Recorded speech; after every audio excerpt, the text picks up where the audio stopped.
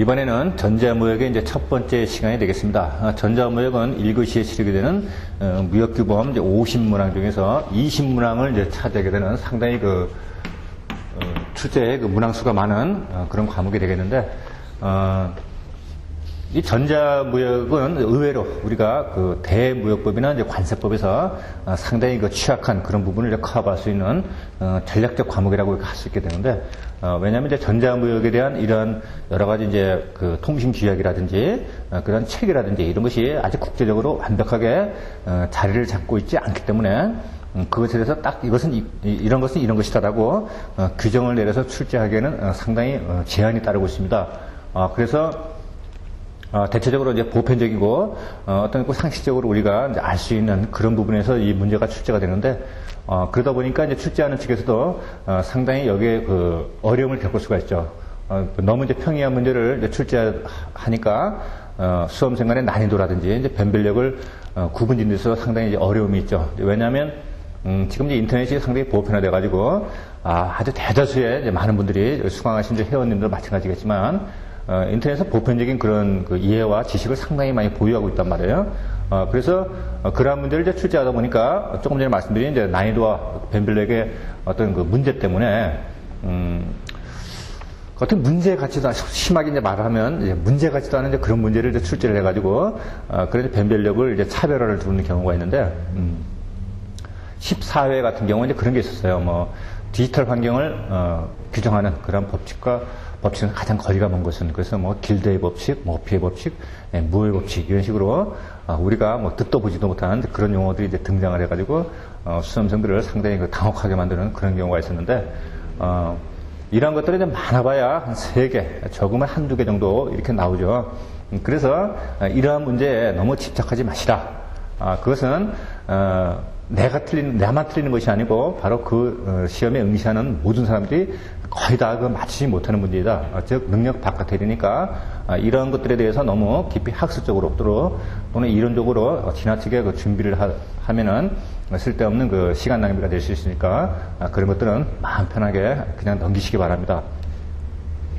그리고 이제 강의를 하는 이제 저 자신도 이 수강하시는 회원님들은 저보다 월등하게 인터넷에 대해서 이제 상당한 깊이 있는 이제 이해를 하신 분들이 이제 굉장히 많을 거라고 이렇게 생각이 됩니다. 그래서 또 우리가 상식적인 수준에서 이제 알 수 있는 그런 것들은 가능하면은 축약을 해서 개념 부분만 이제 정리를 하고 전체적으로 시험에 출제될 수 있는 그런 방향에서 같이 이제 정리를 해보는 그런 시간을 갖도록 하겠습니다. 그러니까 이제 다시 또 시험의 전략적인 문제에서 이렇게 보게 되면은 의외로 그런 취약한 부분을 전자무역에서 상대적으로 어떤 대량 득점을 하게 됨으로써 전체적인 평균 점수를 올릴 수 있는 그런 전략 과목이다. 이렇게 편하게 대하시기 바랍니다. 처음에 이제 전자무역이다 하는 것은 인터넷 무역, 사이버 무역 이런 식으로 이제 혼용이 되어 오다가 대무역법에서 그러한 용어를 전자무역이라는 용어를 이제 사용하게 됨으로써 그렇게 이제 혼용되어 오던 용어를 전자무역이다 하는 통일적인 그런 명칭으로 이제 쓰게 되었죠. 이 전자무역에 대해서 전에 이제 1990년도죠. 1999년도 36회 무역의 날 기념식에서 김대중 대통령이 이제 그런 말씀을 하셨죠. 2000년은 사이버 무역의 원년이다.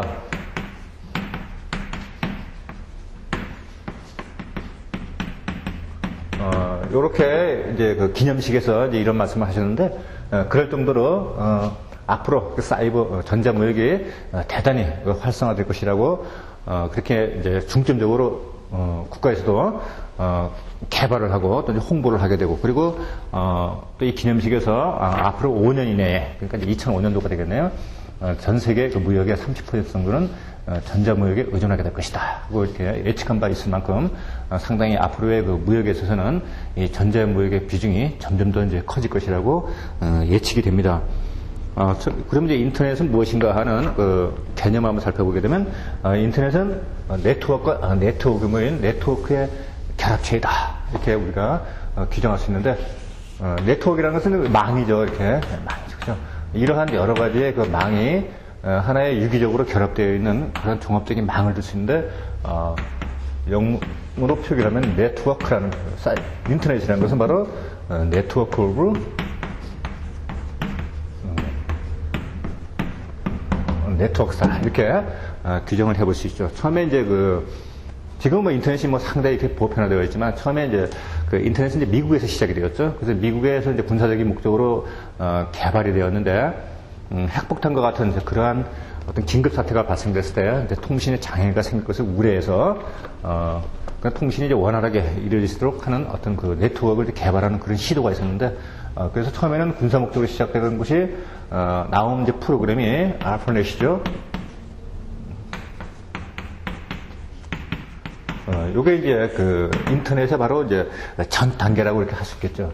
그러다가 이것이 점점 이제 91년도까지는 어떤 그 이메일이라든지 또는 뭐 FTP라든지 또는 뭐 뉴스그룹 이런 것을 아직 어떤 학자들이나 전문가들 사이에서만 이런 것을 사용하다가 91년도인가요? 1991년도에 월드와이드 웹 따따따가 이게 개발돼서 나오기 시작함으로써 이제 폭발적으로 일반인들에게 이제 활성화되는 그런 계기가 되었죠. 이 인터넷 얘기가 나와서 이제 잠깐 제가 사담을 이제 얘기를 해보면은, 제가 이제 접촉을 하는 외국인들하고 이렇게 이야기를 해보면, 보통 이제 한국에 처음에 입국하게 되면 두 가지의 놀란다 그래요. 하나는 뭘까요? 하나는 이제 인천공항에 이제 다 입국을 해가지고, 서울 시내를 딱 들어오게 되면은, 사람들의 머리가 전부 다 새카맣다라는 것이죠. 다른 여러 가지 이제 다민족 국가의 나라에서는 뭐 검은 머리도 있고, 뭐 노랑 머리, 빨강 머리, 회색 머리가 막 어울려 있는데, 그런데 이제 익숙해져 있다가 한국에 와가지고 모든 사람들이 이제 전부 다 까만 머리를 하고 있으니까 그것이 이제 굉장히 신기하다. 그래서 이제 문화적 충격으로 탁 이어진다 하는 그런 얘기를 제가 들은 적이 있고, 그 두 번째는 바로 이제 인터넷입니다. 그래서 처음에 이제 PC방에 가가지고 인터넷을 해본 외국인들은 거기에 이제 속된 말로 뿅 가가지고 거기에 막 미치려고 그래요. 그래가지고 정말 한국의 인터넷 기술에 대해서 이제 굉장히 부러워하죠. 미국 같은 경우도 뭐 지금 우리처럼 ADSL 같은 그런 광통신망이 설치된 것은 30%가 안 됩니다. 여전히 띠띠띠 하는 모뎀 접속하는 것들이 상당 부분을 많이 차지하고 있죠. 이런 부분에서 한국은 아주 전 세계적인 인터넷 강대국이다, 초강대국이다, 이런 자부심을 이제 가질만 하겠습니다. 자, 그러면 이제 전자무역에 대한 이제 개념을 이렇게 보시면은, 우리가 전자무역의 개념은 대무역법에서도 잠깐 다룬 바가 있죠. 그래서 이제 전자무역이라는 것은 바로 인터넷을 통해서 거래 상대방의 상품을 탐색을 하고 그것이 자신에게 맞다 그러면 또 전자적으로 뭐 이메일이라든지 기타 이런 걸 사용해서 또 흥정을 하게 되고, 그리고 또 거기에 대해서 매매 계약을 체결하게 되면 그것도 또 이메일로 또 전송이 되고, 그래서 인터넷 환경에서 이루어지는 전체적인 무역의 거래, 그것을 전자무역이다, 이렇게 표현할 수 있겠고, 바로 전에는 어떤 시간적인 그런 공간적인 제약이 있었는데, 이것은 24시간 논스톱으로 이루어지는 상당히 보다 진보된 그런 무역의 한 형태이다, 이렇게 정리를 해 주시면 되겠습니다. 그 다음에 뭐 대무역법상의 전자무역의 정의라든지, 그리고 전자적 형태의 무침물에 대한 정의 같은 것들은 앞에 전자무역에서 다 다뤘으니까 여기서는 스킵을 하도록 하겠습니다. 그러면 이제 전자무역은 왜 좋은가? 그러한 전자무역의 특징, 그리고 또 장점에 대해서 한번 살펴보면은, 전자무역은 뭐 별도의 어떤 무역거래가 아니고 기존의 무역거래에서 진행되던 여러 단계와 방법은 똑같습니다. 그러나 그것을 수행하는 이제 인력이 많이 절감이 되고, 그리고 추진하는 그런 시간적인 비용들, 그리고 어떤 시간의 제약, 그런 것들이 현저하게 옛날보다는 기존의 어떤 수작업으로 이루어지던 그런 것보다는 보다 이제 발전된 그런 모습을 이제 보이고 있는데, 또 대금 결제 같은 것도 직접 현금을 가지고 가서 물건을 산다든지 결제한다든지 이런 것이 아니고 전자화폐라든지 또는 트레이드 카드라든지 이런 것을 도입하게 됨으로써 훨씬 운용의 폭이 굉장히 넓어졌다 하는 것이 전자무역의 특징 및 장점으로 우리가 들 수 있겠죠. 그래서 전제 무역의 특징 그리고 장점을 하나하나 우리가 한번 살펴보면은 전제 무역은 한마디로 글로벌 마켓이다.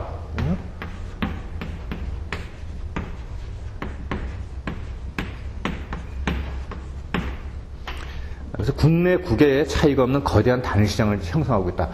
전에 이제 그 오프라인 상에서 이어지는 것들은 어떻습니까? 직접 상대국을 이제 방문을 하고 또 페이스 투 페이스 직접 대면을 해가지고 이루어졌지만은 인터넷이라는 공간을 사용하게 되면 그럴 필요가 없이 전 세계가 바로 전 세계 국가 지역이 하나의 그 네트워크로 이렇게 결합해서 이루어지게 되니까 이것은 바로 전 세계를 아우르는 로컬 마켓이 아니고 글로벌 마켓이 되겠다. 그 다음에 제품 종류에 이제 다양화를 줄 수 있다. 그래서 소프트 제품에서 이제 하드웨어 제품을 확산되는데 처음에 이제 여기서 소프트 제품이라는 것은 우리가 이제 인터넷에서 어떤 파일을 다운로드 받고 그 다운로드 받는 그러한 대가로서 이제 대금을 결제하고 이러던 것이 이제 보편적인 그 인터넷의 어떤 거래의 형태였는데 이것이 점점 뭐 쇼핑몰이라든지 이제 이런 것들이 이제 등장하게 됨으로써 그것이 하드 제품으로 즉 유체물로까지 점점점 이제 확산이 되고 있죠. 그래서 거래의 절차와 상품의 전달이 인터넷을 통하여 이루어지기 때문에 전통적인 상거래 수반되는 물류비용이 거의 들지 않는다. 그러는데 여기에서 이제 물류비용이 거의 들지 않는다 하는 것은 바로 파일을 전송하고 그리고 이제 다운로드 받는 것 그런 것을 이제 말하는 것이죠. 그 다음에 정보의 흐름과 이제 물류가 분리된다. 이런 얘기가 있는데, 어떻습니까? 우리가 이제 만약 인터넷을 사용하지 않게 되면은, 우리가 쇼핑을 한다 그렇게 되면은, 직접 현금을 가지고, 아울렛이라든지 이런 데 가가지고 직접, 대금 결제를 하고, 그리고 이제 물건을 사게 되죠. 그렇게 되면 어떻습니까? 지금 내가 사려고 하는 자와 그 물건을 사갖고, 갖고 가는 자가 서로 일치하게 되죠. 그러니까, 이게 물류하고 이제 정보가 서로 분리되는 것이 아니고 하나로 한 덩어리를 움직이게 되죠. 그렇게 하면 여러 가지 이제 불편한 점이 있겠죠. 그래서 만약에 그것이 이게 물류와 정보가 이제 분리되게 되면 내가 여기서 어떤 상품을 주문할 때 어떤 쇼핑몰에 접속을 해가지고 어떤 제품을 요구한다. 그럼 굳이 내가 가지 않아도 어떤 택배사를 통해서 그 물품이 나한테 이제 전송이 되오죠.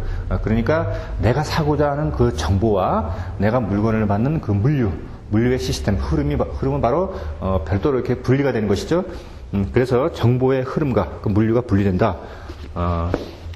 마찬가지로 뭐 물품의 이제 인도를 우리가 받는다 할 때, 무역에 있어서 받는다 할 때도 바로 직접 가는 것이 아니고 그것이 전산망을 통해서 유기적으로 이루어지기 때문에 가만히 앉아 있어도 바로 모든 통관 절차가 다 이루어져서 내 앞으로 이렇게 물건이 인도가 된다. 뭐 이런 것들은 전부 다 이제 제조업자, 무역업자, 운송업자, 뭐 이런 것들, 무역 관련 기관들이나 이제 단체들의 유기적인 그런 정보 시스템에 협조해서 이것이 가능해지는 것이죠. 그 다음에 이제 무역 중개상의 역할이 달라진다. 그래서 지능형 에이전트가 등장하게 된다. 그래서 인텔렉츄얼 에이전트에서 IA라고 그러는데, 전에 이제 중개상 같은 경우는 단순하게 어떤 물품의 정보를 수집을 해가지고 그것을 상대방에 전달해 줌으로써 그 중간에 이제 매매 차익을 받는 이런 단순한 이제 중개 업무를 이제 하게 되는데, 여기서 지능형 에이전트라는 것은 바로 인터넷을 통해서 다양한 모든 정보를 수집을 해가지고 판매자와 그리고 이제 구입자 사이에서 보다 원활하게 그러한 거래의 시스템이 돌아갈 수 있도록 다양한 정보를 수집해서 또 그것을 활용하고 그것을 제공해 줄 수 있는 그러한 보다 한 단계 발전된 그런 에이전트가 등장할 수 있게 되는데, 이것을 바로 이제 IA, 그래서 지능형 에이전트다. 이렇게 이제 부르는 것이죠. 결국 이제 오프라인에서는 이것은 이제 사람이 했지만은 이것이 이제 점점 발전하게 되면 어떤 뉴스 그룹이라든지 어떤 서치 기능이라든지 이런 걸 총망라해서 스스로 그러한 정보를 입수해가지고 필요한 사람에게 필요한 그 무역업자들에게 제공해주는 이러한 이제 소프트웨어가 머지않은 장래에 등장할 것이다. 이렇게 또 예측이 되고 있죠. 그 다음에 이제 기업 능력에 차이가 없어진다. 그래서 우리가 이제 종합청사라든지 이런 이제 기업체에 있는 사람들은 그동안의 어떤 무역에 있어서 노하우, 그리고 정보의 축적, 이런 데이터베이스를 총 활용하기 때문에 일반 중소기업보다는 훨씬 그 다양한 경로를 가지고 이제 무역에 임할 수 있게 되겠죠. 그러나 그러한 정보가 없는 이제 중소기업들은 상대적으로 제약을 받을 수밖에 없는데, 모든 정보가 이런 인터넷을 통해서 전부 다 공개가 되기 때문에 이렇게 어떤 거대 기업이나 이제 중소기업이 무역 업무를 활성화시킨 데 있어서는 큰 그 제약을 받지 않는다. 즉, 그것에 대한 간격이 현저하게 이제 좁아졌다. 이렇게 이제 볼 수 있겠습니다. 그 다음에 이제 교육 상품과 서비스 가격의 단일함이 하락. 그래서 오프라인에서는 이제 직접적인 어떤 찾아가서 이제 흥정을 한다든지, 또는 이제 팩스밀리 같은 거든지, 또는 이제 이메일을 전송해가지고 이렇게 매매 계약을 체결하게 되는데, 바로 그 매매 계약에서 체결되는 그런 상품이 오프를 통해서 오퍼 투 셀, 오퍼 투 바이 해가지고 그것이 공개가 되어버린단 말이에요. 이러이러한 상품을 구매한다, 이러한 상품을 사자 해가지고 그러한 정보가 다 공개가 되어버리고, 그 다음에 국제 어떤 시세라든지 이런 것들이 데이터 처리가 돼서 인터넷에 공개가 됨으로써 가격 하락을 촉진하게 되죠. 그것도 이제 경쟁이 이제 치열해지게 되니까. 그래서 교육 상품과 서비스 가격이 단일화돼 버리고 그거 이제 하락이 돼 버린다. 그러니까 가격은 하락하고 서비스의 질은 점점 이제 좋아지는 그런 환경이 되겠죠. 그다음에 거래 비용의 비용 절감을 이렇게 들 수 있는데, 우리가 이제 어떤 오프라인의 어떤 우편을 이용한다든지, 그 다음에 어떤 사람이 이제 방문을 한다든지, 이렇게 되면 이제 비용이 굉장히 많이 들겠죠. 비행기를 타고 이제 왔다 갔다 해야 되고, 또 거기에 대해서 이제 어떤 공간의 제약도 받게 되고, 시간의 제약도 받게 되고, 여러 가지 불편한 점이 있었는데, 그러한 것들이 전부 다 전자메일이라든지, 이러한 이제 정보 처리 시스템을 이용하게 됨으로써, 보다 원활하게 그것이 잘 처리가 될 수 있다. 그리고 또, 페이스 투 페이스 하는 그런 직접 대면을 하지 않아도 화상정보 처리 시스템을 도입해가지고 사무실 내에서 원격 화상회의를 또 진행할 수도 있고, 이런 식으로 해서 이제 거래 비용이 상당히 획기적으로 절감될 수 있다. 뭐 이런 것도 현재도 이제 그것이 아주 보편화되고 있죠. 그 다음에 이제 전자화폐에 의한 이제 대금 결제를 들 수 있는데, 전자화폐라는 것은 뭐 간단하죠. 보통 우리가 충전이라는 기능을 차지하는. 그래서 뭐 인터넷 포털 사이트에 뭐 다음이라든지 뭐 네이버라든지, 그래서 이제 문자 메시지를 보낸다든지, 어떤 쇼핑몰을 이용한다든지, 그러면 일정한 금액을 이제 결제를 하게 되죠. 상품을 사지 않는다 하더라도, 그래서 문자 메시지 뭐 100개 이렇게 되면 뭐 5,000원, 3,000원 그런 것을 이제 미리 결제를 하게 되죠. 그래서 문자 메시지를 이제 보내면 그 보내는 그 액수만큼 그 비용이 이제 차감되게 되죠. 바로 그렇게 그것은 뭡니까? 직접 내가 이제 돈을 결제를 하지 않지만은 내가 지불한 그 돈이 전자적으로 그 화폐 가치가 그쪽에 이제 저장이 되어 있는 것이죠. 바로 그것이 이제 비용 돈을 쓰게 되면 그 비용이 이제 차감돼서 나가게 되니까, 실질적으로 우리가 오프라인에서 어떤 물건을 구입하고 대금 결제하는 거와 똑같은 효과를 이제 볼 수 있게 되는 것이죠. 그런데 이제 이 전자화폐 대금 결제는 어떤 환거래 은행을 이제 통하지 않고 직접 대면에서 직접 전송이 이루어지기 때문에 우리 국가기관 단체에서 봤을 때는 어떤 외환의 그런 유출이나 그 유입이나 이런 것들에 대한 관리가 상당히 힘들어지겠죠. 뭐 카드를 가지고 뭐 외국에 있는 어떤 그 파일을 전송을 받아가지고 그걸 결제를 해버리게 되면 이것은 외국 은행을 통하지 않고 바로 결제가 되기 때문에 대금 결제 집계가 정보를 수집하기가 상당히 힘들어지겠죠. 그래서 이것은 아직 정착되어 있는 것은 아니고 지금 현재 이제 기획 단계이고, 그래서 점점 이제 그것이 정착화 되려고 하는 그런 이제 도입 단계다 이렇게 볼 수 있겠습니다. 그래서 전자화폐의 이제 가장 대표적인 것은 바로 이제 트레이드 카드를 이제 들 수 있게 되죠. 이것은 이제 트레이드 카드사에서 이제 진행되고 있는 전자화폐의 한 결제 수단인데, 이런 것은 나중에 우리가 이제 무역 대금의 결제 거기에서 또 다루기로 하겠습니다. 그다음에 이제 국제 운송 물류 시스템에 이제 새로운 도입을 들 수 있는데, 이렇게 뭐 홈쇼핑이라든지 또는 인터넷 쇼핑이라든지 이런 것들이 대거 등장하게 되면서 바로 탁송 부분과 이제 물류 부분이 결합이 이제 가속화될 그러한 이제 전망이 있게 되는데, 예를 들어서 이제 쇼핑몰에서 우리가 이제 어떤 물건을 구입을 했다. 그렇게 되면 이것을 탁송업체에 인도를 요청하게 되고, 그럼 탁송업체는 다시 또 이것에 창고에 있는 물건을 또 가야 되겠죠.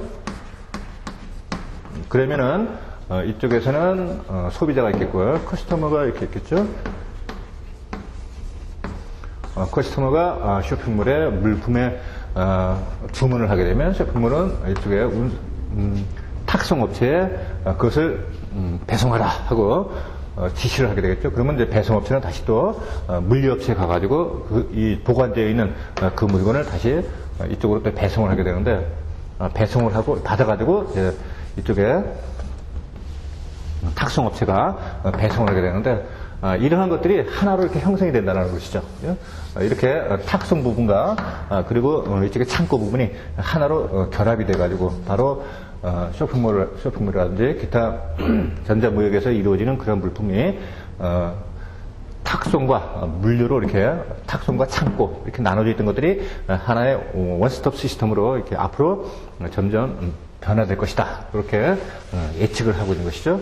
이런 것들이 이제 인터넷 쇼핑몰이 이제 활성화되기 시작하면서 요즘 아주 점점 이제 발전되고 있는 그러한 단계라고 할 수 있겠습니다. 그래서 이런 것들을 전자적으로 처리를 할 수 있다. 그래서 그런 전자적으로 처리할 수 있는 그런 시스템, 그것을 바로 지능형 수송 시스템, 그래서 RTS, 약어로 RTS라고 그러고 바로 Intelligent Transport System 이렇게 부르고 있는 것이죠. 다음에는 이제 인터넷을 활용한 효과적인 그 마케팅을 이제 들 수가 있게 되는데, 인터넷에 어떤 게시판을 이제 활용을 한다든지, 그리고 어떤, 이메일을 주고받는다든지 해가지고, 이제 좀 더 이제 효과적인 그런 이제 마케팅을 할 수가 있는데, 이것을 사용하지 않게 돼서 이제 직접 대면을 하게 되면, 시간의 제한 때문에, 그리고 이제 거리의 제한 때문에 이것을 다 방문해서 찾아볼 수가 없게 되겠죠. 그죠? 근데 여기에서는 바로, 이메일이라든지 또는 게시판이라든지 이런 것들을 총 동원해가지고 바로 양자 간에 끊임없이 서로 메신저라든지 이런 걸 통해서 이제 계속 그 정보를 이제 교환할 수가 있게 되죠. 그리고 상담도 이것을 통해서 바로바로 리얼타임으로 이루어질 수 있다. 그래서 효과적인 이제 마케팅을 할 수 있게 되겠고, 이렇게 하게 되면서 바로 원투원 마케팅, 직접 대면을 한다든지, 그 다음에 투웨이 마케팅에서 양방향 시스템으로도 이렇게 이것이 활성화될 것이다. 이렇게 앞으로 이제 인터넷을 활용한 마케팅은 이렇게 이제 발전이 될 것이다라고 예측을 할 수 있는 것이고, 그 다음에 for fear, the first party logistics 이렇게 되어 있는데, 이것도 14회에서 이제 처음에 이제 등장했던 것이죠. 이것은 바로 아까 말했던 그 쇼핑몰의 그런 여러 가지 탁송, 창고, 물류, 이러한 여러 가지 시스템을 하나로 통합을 해가지고, 통합을 해서 보다 효과적인 솔루션을 제공하게 되는 것. 이것을 바로 for fear이라고 이렇게 부르게 되죠. 그럼 결국 이제 이쪽에서 하나의 업체가 하던 것들을 전부 다 이제 아웃소싱을 하게 되는 것이죠. 쉽게 얘기하면 하청을 주는 것이죠. 그래서 하청을 주는데 그런 것들이 하나의 시스템으로 전부 다 유기적으로 연결이 돼가지고 보다 효과적인 그런 시스템을 제공할 수 있는 그런 환경을, 그런 이제 솔루션을 제공하는 것, 그것이 바로 First Party Logistics라고 이렇게 부르는 것이죠. 자, 그 다음에는 인터넷 거래를 이제 알아보는 시간이 되겠는데요.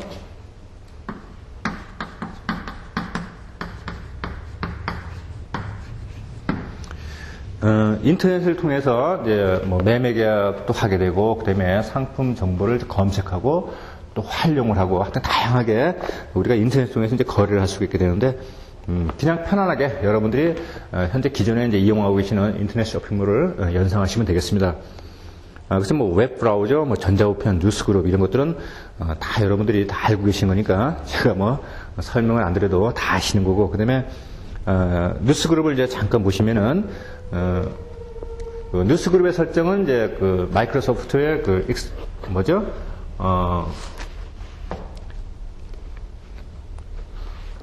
이메일을 이제 등록하게 되면 이제 뉴스그룹을 우리가 이제 설정할 수가 있게 되는데, 뉴스그룹은 동일한 관심을 가진 회원이나 또는 전문학들이나 전문가들이 하나의 그룹을 설정해가지고 그것을 계속 정보를 끝없이 이제 교환하는 어떤 하나의 이제 동호회다, 이렇게 우리가 정리를 해볼 수 있는데, 다른 말로 이제 유즈넷이라고 그러고, 뭐 종교, 그 다음에 막 학문, 예술, 음악, 이렇게 해가지고 하여튼 그 사회 전반에 걸친 여러 가지 주제를 가지고 수백만 개 이상의 주제를 가지고 참여하고 또 토론하고 할 수 있는 그러한 그룹을 바로 이제 뉴스 그룹이라고 그러죠. 그다음에 뭐 메일링 리스트는 일종의 주소록이다, 이렇게 이해하시면 되겠고, 그러면 전통적인 그런 거래알선과 전자무역을 한번 비교를 해보게 되면은 전통적인 방법에 대해서는 어떤 것이 있었느냐. 자, 이것은 매회 빠짐없이 나오게 되니까 서로 잘 비교하면서 잘 정리를 해주시기 바랍니다. 일단 디렉토리 간행물을 활용한다. 그래서 디렉토리라는 것은 바로 이제 인명부를 말하는 것이죠.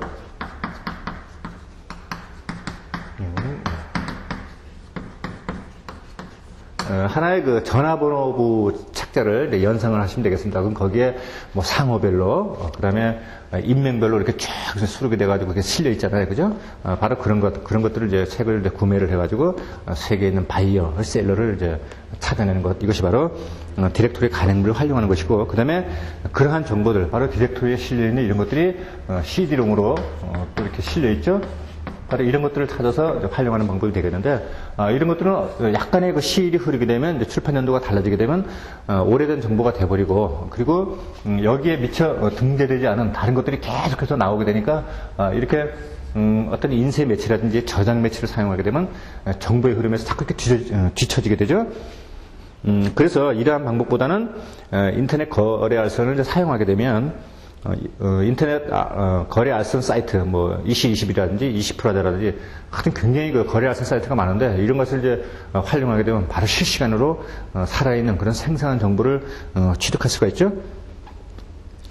그 다음에 이제 해외 홍보 매체를 이제 광고 될 수 있고, 카탈로그, 브로셔의 제작 및 배포를 이렇게 될 수 있는데, 일단 전 세계에 이런 그 카탈로그나 홍보물을 제작해서 배포를 하려면 우편 비용도 이제 만만치 않게 되겠죠. 그리고 대량의 어떤 인쇄물을 인쇄를 해야 되니까 그 비용도 만만치 않고, 또 그것이 설령 그것이 전달이 됐다 하더라도 지금처럼 굉장히 그 기술 개발이 빠른 속도에 있어서는 거기에 실려 있는 정보가 상당히 또 구식이 되어버릴 그럴 가능성도 있죠.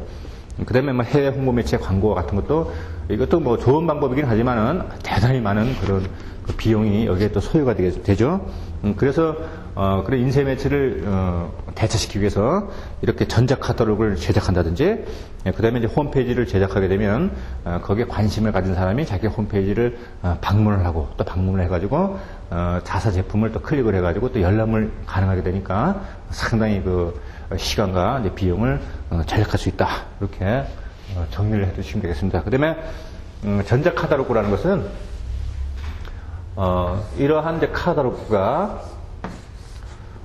이렇게 스크린에 있죠. 그렇죠? 그래서 메뉴가 이렇게 쭉 있고, 전자 카탈로그를 누르게 되면, 해당 상품을 누르게 되면 여기에 상품이 이제 등재가 된 것이 쭉 나와서 이것을 이용하는 사람은 이제 넥스트 버튼을 누르게 되면 계속 이 페이지가 넘어가게 되죠. 이것이 이제 스크린에서 다 이루어지게 되고, 지금 이제 사이버 대학 같은 경우 예를 들면은,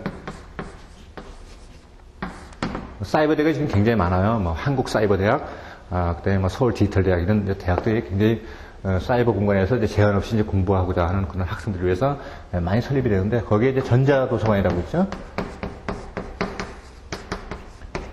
전자도서관도 이제 활용하기에 따라서는 상당히 그 유용한 그런 매체가 되겠는데, 도서관에서 우리가 책을 이제 열람할 때처럼 책 리스트가 쫙 있고, 그래서 이 책을 클릭을 하고 그다음에 대출, 그렇게 되면은 대출을 받아가지고 자기 도서관에다가 그 대출된 책을 저장을 해놓고 필요에 따라서 이 책을 이렇게 열람할 수가 있는 것이죠. 바로 스크린상에서, 모니터상에서 그 책이 읽게 되면 버튼을 누르게 되면 또 다음 페이지로 이렇게 넘어가게 되고, 그래서 이런 것들도 우리가 사용하기에 따라서는 상당히 그 효과적인 그런 방법이 될 수 있다. 다음에 이제 전시회 및 박람회 개최를 줄 수 있는데, 이것도 역시 어느 한 장소에 이제 국한돼 가지고 그런 전시회나 이제 박람회가 열리게 되는데, 그것에 참여를 하고 싶어하는 사람들은 어차피 이제 그 지리적인 그런 한계를 뛰어넘어서 와야 되니까 그 인원이 이제 상당히 그 제한적일 수밖에 없게 되겠죠. 그리고 보통 뭐 박람회나 이런 그 전시회에 하나의 부스를 설치해 가지고 자세히 그 홍보관을 설치하는 것도 굉장히 막대한 비용이 들죠. 뭐 작게는 뭐 몇천만 원에서 뭐 몇 억씩 이렇게 막 필요하게 되는데, 그러한 비용이 굉장히 많이 드는 것을 이렇게 인터넷을 사용하게 됨으로써 어떤 3차원 동영상을 그것을 띄워 보인다든지 하는 것, 그런 것도 이제 버추얼 스페이스는 사이버 페어라고 할 수 있는데, 어떤 TV가 이렇게 있다, 그렇게 되면은 이런 것들을 우리가 이제 카다롭고 이렇게 찍게 되면 이렇게 정지 화성으로 보이겠지만은 이것을 3D 화면으로 보이게 되면 이것이 이제 회전하게 되잖아요. 그죠? 그래서 이제 옆면, 뒷면을 이제 다 볼 수 있다. 자, 이런 이제 동영상을 인터넷에 게재하게 됨으로써 이것에 관심을 가진 사람이 직접 방문하지 않아도 사이버상에서 이것을 다 확인할 수가 있죠. 그 다음에 이제 사이버상에서 어떤 전시회를 개최한다. 그러면 그 일정 부분의 홈페이지를 자기가 임대를 해가지고 그 부분에다가 마치 우리가 오프라인에서 보는 것처럼 그런 것들을 자세히 제품을 전시하고 또 진열을 할 수 있고 그것을 통해서 또 어떤 상담이나 매매 계약이 가능해지는 것을 말하는 것이죠. 자, 그 다음에 인터넷 거래를 하게 되려면은 거래할선 사이트를 우리가 또 활용을 해야 되는데 거래할선 사이트는 그 그림에서 보다시피 이제 EC21이 이제 가장 유명하고 그다음에 이렇게 이제 관련 기관 단체에서 하는 것도 있지만은 아주 개인들이 서로 간에 관심을 가진 개인들이 운영하고 있는 사설적인 사이트도 굉장히 많습니다. 정말 숫자를 해야 할 만큼 굉장히 많게 되는데 여기서 이제 대표적으로 이제 EC21을 제가 이제 게재를 했는데 여기에는 이제 간단한 그런 내용들이 실죠. 이제 offer to sell, offer to buy에서 내가 어떤 디렉토리를 정해놓고 뭐 내가 어떤 이제 음식 분야다라고 카테고리가 정해져 있으면 그 카테고리 안에다가 내가 무슨 포테이토 칩을 팔고 싶다든지 어떤 뭐 옥수수를 팔고 싶다든지 그런 오퍼 정보를 거기에 기록을 하고 그다음에 또 사고 싶다 하면 그 구매하고자 하는 그런 상품 그리고 이 정도 가격이면 살 수 있다 하는 그런 협정 가격 같은 거를 이제 쭉 이렇게 게시를 하게 되죠. 그럼 이제 거기서 정보를 이제 검색을 하고 그래서 또 흥정을 하게 되고 거래 상담을 하게 되고 그리고 이제 나중에 최종적으로 이제 매매 계약으로 체결이 되는 것이죠. 그래서 이제 수입을 원하는 업체의 품목 오퍼가 게시되면 그것을 offer to buy 그리고 수출을 원하는 품목이다. 그러면 이제 offer to sell 이렇게 되고 bid offers라는 것은 joint venture에서 어떤 회사가 다른 나라에 자사의 어떤 대리점을 설치하고 싶다든지 또는 역으로 내가 어떤 다른 나라에 그 상품을 취급하는 전문 대리점이 지고 싶다. 그렇게 되면 이제 그러한 의사를 홈페이지에 게시하는 것. 이것이 바로 비즈 오퍼스가 되겠습니다. 그래서 통상적으로 디렉토리 그렇게 되면 아까 이제 인명부라고 말씀을 드렸는데 바로 이제 인터넷 거래 사이트에서는 그것을 바로 컴퍼니 디렉토리라 한다. 그래서 컴퍼니 디렉토리를 이제 클릭을 하게 되면 거기에는 관심 업체별로 또는 업종별로 업체들이 쭉 이제 분류가 돼가지고 그것이 실려 있죠. 근데 그것이 매일매일 뭐 실시간으로 이제 업데이트 돼가지고 나오게 되니까 인쇄가 되어 있는 그런 그 디렉토리라든지 또는 이제 그러한 정보가 저장되어 있는 CD롬이라든지 이런 것하고는 뭐 정보의 속도를 비교할 수가 없겠죠. 그다음에 이제 오퍼 정보를 우리가 오퍼 정보를 이제 입력을 한다든지 또는 검색을 하기 위해서는 이제 보편적인 그런 이제 다 쉬운 단어를 찾아야지만이 거기에 이제 관심을 가진 사람들이 쉽게 우리가 접근할 수 있겠죠. 우리가 뭐 이제 어떤 공부를 하다가 또는 어떤 필요에 의해서 이제 정보를 검색하게 되면 뭐 이순신에 대해서 알고 싶다. 근데 이순신에 대한 거북선을 알고 싶다. 그럼 뭐 이순신, 거북선 이렇게 이제 입력을 하게 되잖아요. 그런 것들은 뭐 나만 그런 것이 아니고 모든 사람들이 보편적으로 그러한 단어를 입력을 할 것이란 말이에요. 그래서 자신의 어떤 정보를 게재할 때는 많은 사람들이 보편적으로 이것을 입력할 것 같다라고 예측이 되는 그러한 단어를 입력을 하게 되면 훨씬 많은 사람들이 이렇게 보다 쉽게 그리고 광범위하게 정보를 전달할 수가 있죠. 그 다음에 이제 오퍼 등록, 그래서 포스트 앤 오퍼라고 그러는데, 자, 여기 이제 거래할선 사이트의 주요 기능에 있어서, 오퍼 서치, 포스트 앤 오퍼, offer on demand, 이 마켓플레이스 이런 것들은 거의 뭐 매회 나온다고 할 만큼 상당히 그 빈출도가 높으니까 그 용어에 대한 개념을 잘 이해를 해 주셔야 되겠습니다. 그래서 포스트 앤 오퍼라는 것은 무역업체가 스스로 수동적으로 그 블랭크된 란에다가 정보를 직접 입력하는 것, 그것을 바로 포스트 앤 오퍼라고 그러고 이제 오퍼 등록이라고 그러죠. 사고 싶은 물건 또는 팔고 싶은 물건 그런 것들을 이제 해당 칸에다가 입력을 하게 됨으로써 자신의 관심 품목이나 이런 것을 흥정을 유도하고 또 이제 검색을 유도하게끔 한 것이 바로 포스트 앤 오퍼다. 이렇게 이해를 하셔야 되고 조금 전에 말씀드렸다시피 이제 그런 것들을 이제 입력할 때는 보편적인 단어를 입력함으로써 키워드 설정을 잘해서 많은 사람들이 그러한 그 검색을 용이하게 하도록 그렇게 보편적인 단어를 선택을 해야 되겠다. 그 다음에 이제 주문형 오퍼 정보 수신에서는 오퍼 온 디맨드 같은 거 이렇게 보게 되면은 포스트 앤 오픈은 내가 직접 입력을 하는 것이고, 여기서 이제 포스트 앤 디맨드는 내가 그러한 정보를 받고 싶다 하는 것을 미리 입력을 해놓고, 이렇게 서버에서 그것을 자동적으로 출력해 주는 것을, 오픈 앤 디맨드라고 그러죠. 그래서 이제 여기서 오픈 앤 디맨드에서 이제 푸시 기술을 이렇게 쓸 수 있는데, 내가 어떤 그 오퍼 정보를 검색을 하고 싶다. 그럼 수동으로 그것을 입력을 다 해가지고 하나하나 찾아가는 것이 아니고, 자기가 관심 가는 품목을 키워드,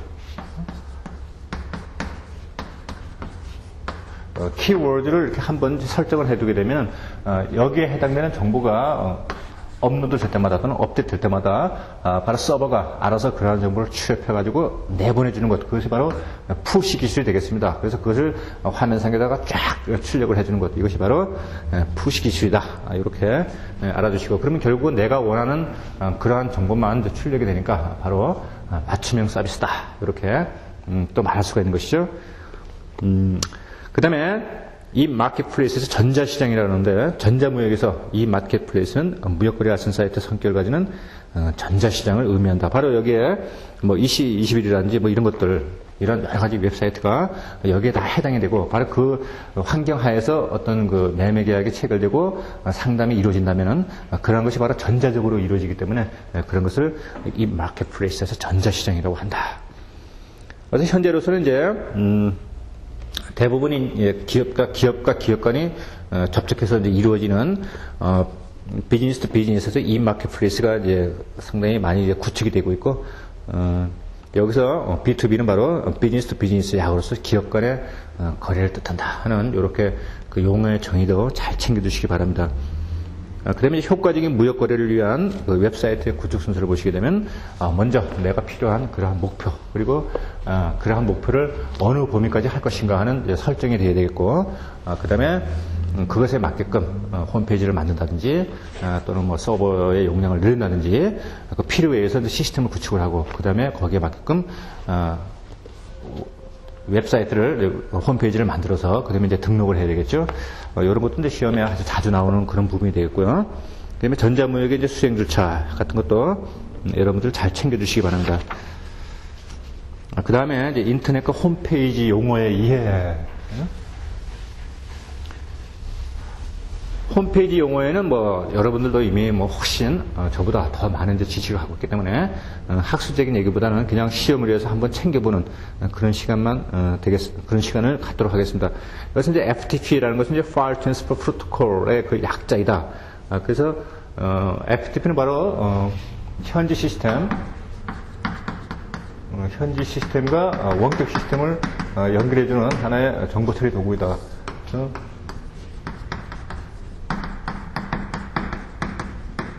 이렇게 될 수 있는데, 바로 이제 로컬 시스템과 원격 시스템, 이것을 연결해주는 하나의 이제 전송 도구다.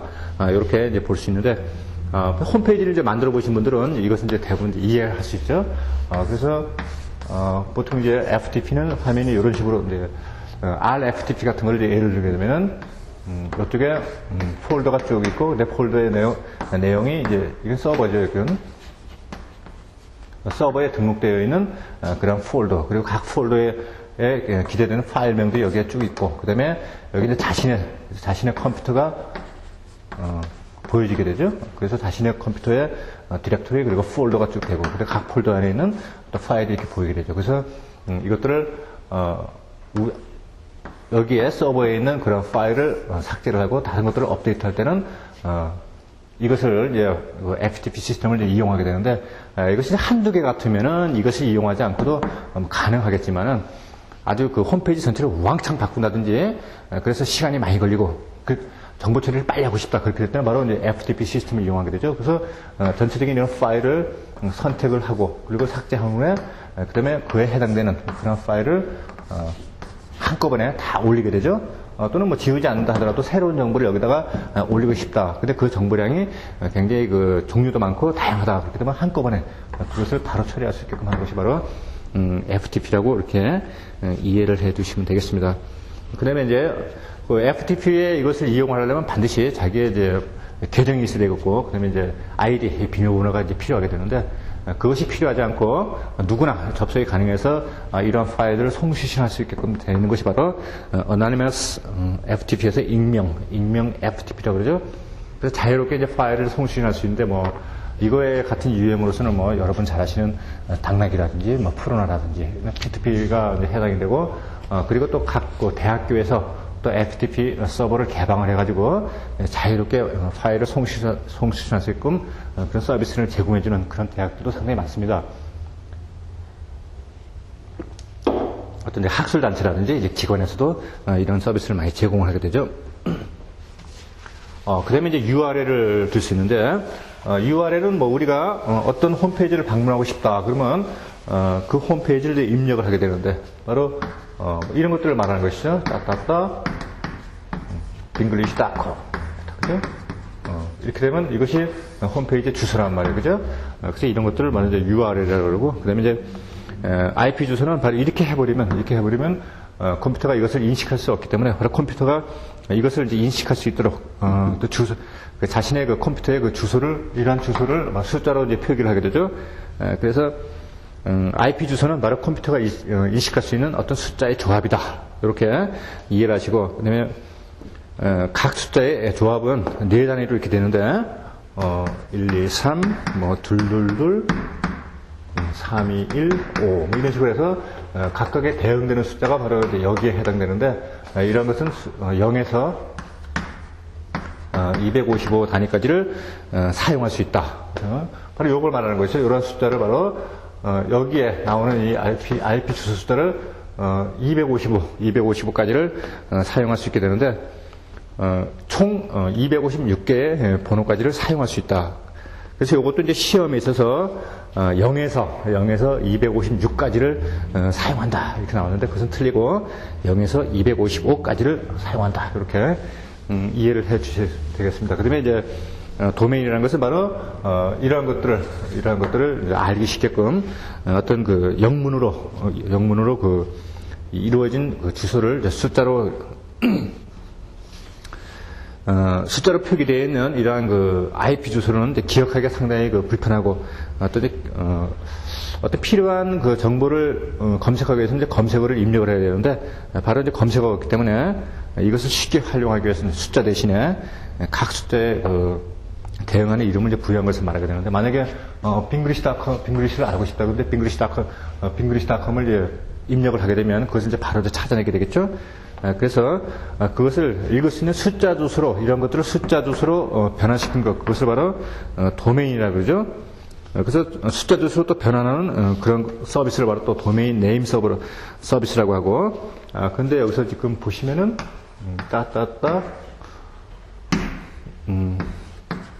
OUP AC, UK. 그러면 나라죠. 유나이티드 킹덤에서 영국으로 되고, 그래서 이것이 1단계, 2단계, 3단계에서,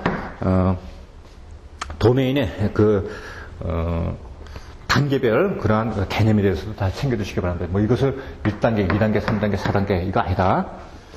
그래서 간략하게 우리가 이제 그 FTP, URL, 그리고, 도메인에 대해서 살펴보았고요. 자, 다음에는 이제 무역 자동화에 대해서 알아보도록 하겠습니다.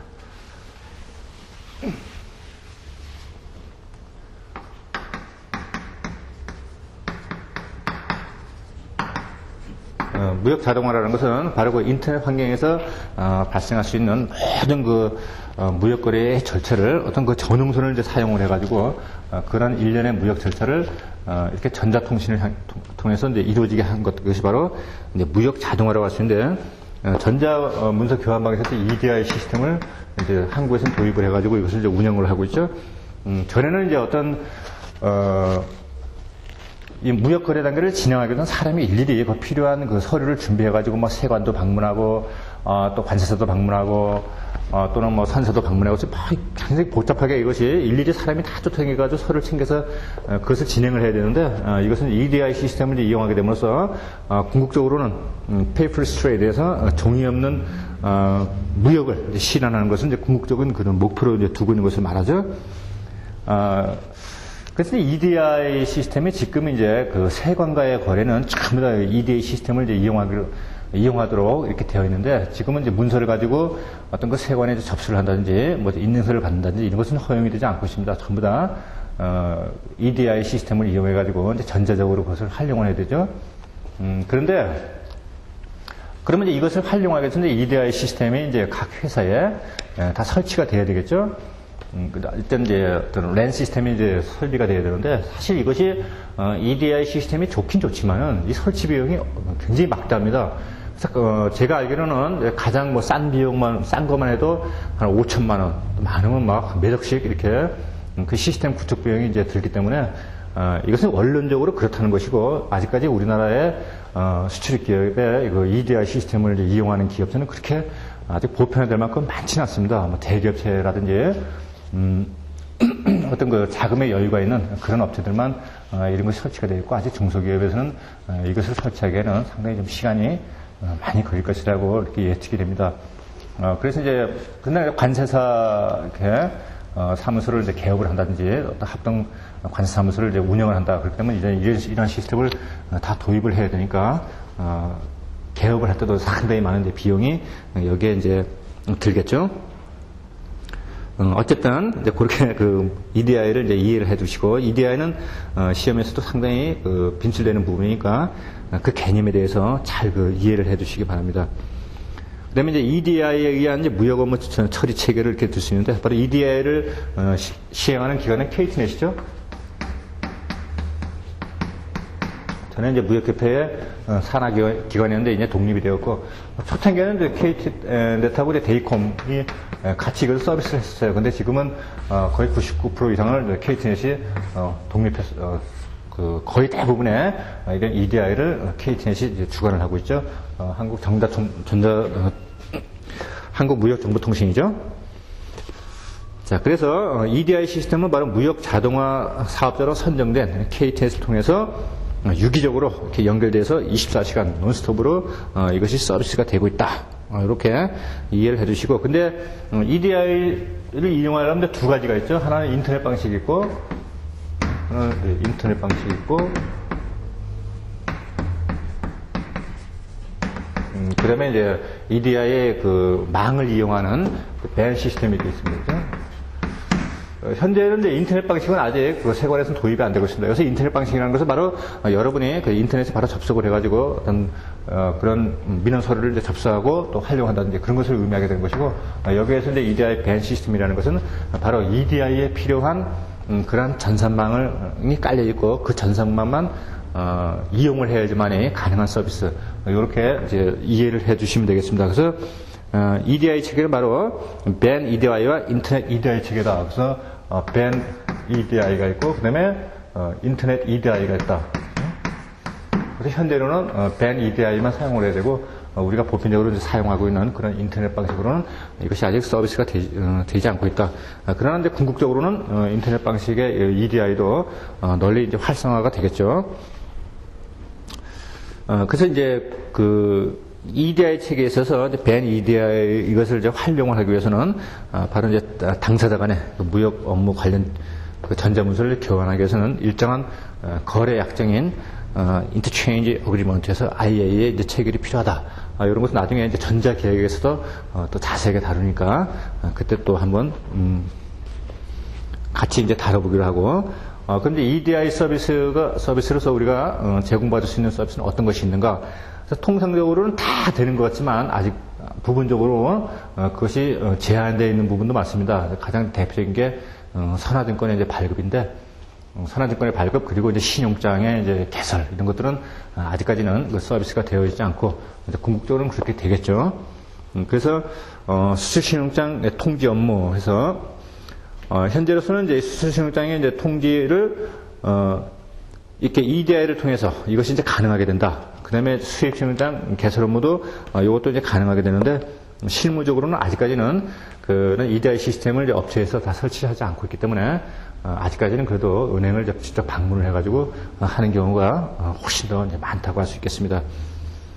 그래서 이제 그 EDI 서비스로 이제 할 수 있는 것들을 지금 교재에 이제 쭉 이렇게 나열이 되어 있는데, 여기서 이제 중요한 것은 선화증권의 발급은 제어되어 있다. 요거를 잘 챙겨두시기 바랍니다. 그래서 여기에 있는 내용들을 뒤에 이제 보시게 되면은 그다음에 뭐 카고 패스 서비스라든지 EDI의 그 구성 요소에서 EDI의 구성 요소는 크게 표준 거래 약정 사용자 시스템, EDI 서비스 제공업자 배안 이렇게 네 가지로 약정할 수 있다 하는 기타 등등의 이제 부가적인 그런 내용이 있게 되는데 이런 것들 이제 학습적으로 여러분이 접근하지 마시고 그냥 우리는 이제 시험을 오늘 보기 위해서 이것을 지금 같이 지금 공부를 하고 있기 때문에 논리적으로 학적으로 이것을 너무 깊이 파고들지 마라. 그것은 나중에 여러분들이 시험을 마치고 난 다음에 이제 개인적으로 그것이 이쪽으로 뭐 취업을 하고 싶다든지 그럴 때 이제 개별적으로 따로 신청 학습을 하시고 여기서는 그냥 이러한 것이 필요하고 이런 용어는 뭐구나 그거만 잘 새겨두시면 되겠습니다. 그래서 이제 카고 패스 서비스라는 것은 수출입 화물 유통 정보를 뜻한다. 이렇게 외워두시고 그다음에 MFCS에서 Manifest Consolidation System Service 그러는데 바로 이제 포워더와 항공사와 선사가 어떤 그 적화 목록 그것을 이제 EDI로 전송한 것을 바로 취합하는 것 이것을 전자적으로 해결한다.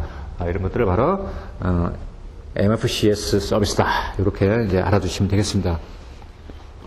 그 다음에 이제 EDI가, 이것을 이제 이용하기 위해서는 어떤 구성 요소가 필요하게 되는데, EDI의 구성 요소는 크게 표준을 줄 수 있다. 그래서 꼭 외워두셔야 돼요. 표준이라는 것은 이제 어떤 기술 표준을 이용할 것인가 하는 문제가 되겠고, 그 다음에는 거래 약정을 줄 수 있죠. 이러한 시스템을 이용해서 내가 가입을 하고 또 이용을 하겠다는 그런 이제 회원 가입이라고 이해를 해주시면 되겠습니다. 그런 약정서를 말하게 되고 그 다음에 사용자 시스템을 이렇게 둘 수 있는데 사용자 시스템은 물론 컴퓨터가 있어야 되고 거기에 필요한 또 응용 소프트웨어 이런 것들 솔루션, 어플리케이션 이런 것들이 전부 다 이제 설치가 돼야 되겠죠. 바로 이런 것을 말하게 되고 EDI 서비스 제공업자 밴을 이렇게 둘 수 있는데 이 네 가지를 통칭해서 전부 다 EDI의 필수적인 구성 요소다. 이렇게 정리를 해 주시기 바랍니다. 그러면 이제 EDI 서비스의 제공업자는 아까 말씀드렸다시피 바로 이제 KTNet이 이것을 이제 독자적으로 현재 서비스를 하고 있다. 이 정도까지만 알아두시고 그다음에 여러분들이 잘 알아두셔야 될 것이 바로 우리나라에서 적용되고 있는 채택하고 있는 그런 국제 표준은 UN EDI FACT 바로 이런 것도 시험에 나올 가능성이 상당히 많으니까 잘 챙겨두시기 바랍니다. 자, 이렇게 해서 전자무역 첫 번째 시간을 마치고 두 번째 시간부터는 바로 이제 전자계약 및 인증에 대해서 또 알아보는 시간이 되겠습니다. 강의 듣는다고 수고 많이 하셨습니다.